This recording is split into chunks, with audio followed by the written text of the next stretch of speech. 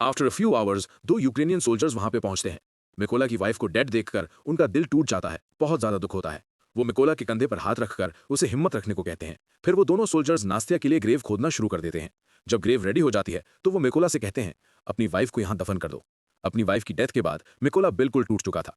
अब वो बिल्कुल अकेला रह गया था।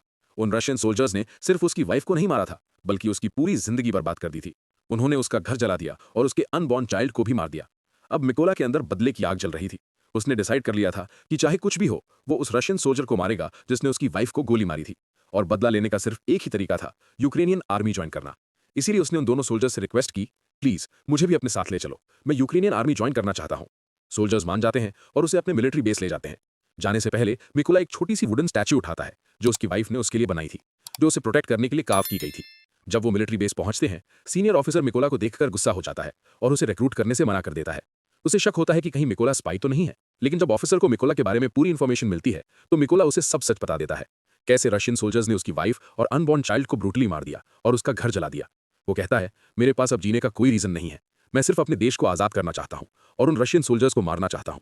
ये सुन के सीनियर ऑफिसर का दिल पिघल जाता है और वो मिकोला को सोल्जर के रूप में रिक्रूट कर लेता है।